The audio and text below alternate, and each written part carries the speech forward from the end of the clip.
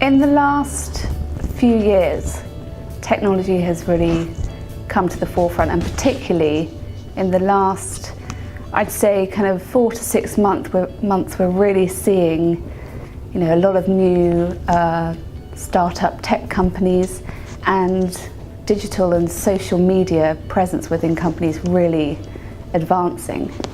Now, when I started, I fell into the property world about 15 years ago, and I really did stumble into it. I didn't know what PR was and didn't know much about the property industry.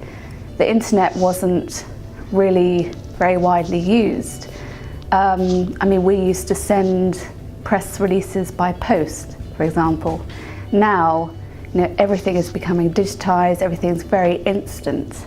In the media world, in the property world, and also in the wider world as well, everyone wants everything instantly. So in terms of media, when you send a story to a journalist, most often it'll go straight up online. So people really want to be seeing things instantly. Yes, there's still a place for traditional print media. People still, there are a lot of people in the industry that still want to pick up a magazine, have a flick through the pages, but it remains to be seen, how long these publications will continue to use their print media. For example, we now at Flashbulb access our Property Week magazine online. You have the whole magazine there, but we flick through the pages online. So everything's instant, everything's digital now.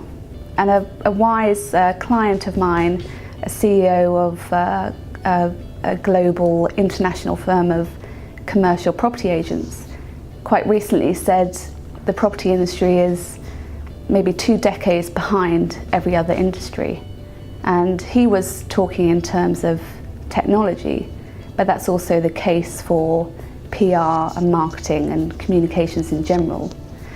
A lot of the large house builders, for example, will be further advanced than others. They may have a large in-house and external marketing and PR team, but for example, the small to medium-sized developers may not have any PR presence at all at the moment. They may not even have a website, let alone a social media presence. So what's the first thing you do when you meet someone, or you've met someone, you've got their business card? What I do is I go onto the internet, do a Google search for their company, and maybe look them up individually on LinkedIn. Now, if for example, a funder is doing that, they've just met you, they go online and they don't find anything, there's a kind of perceived lack of credibility if there's not an awareness, a profile around the company and the individual.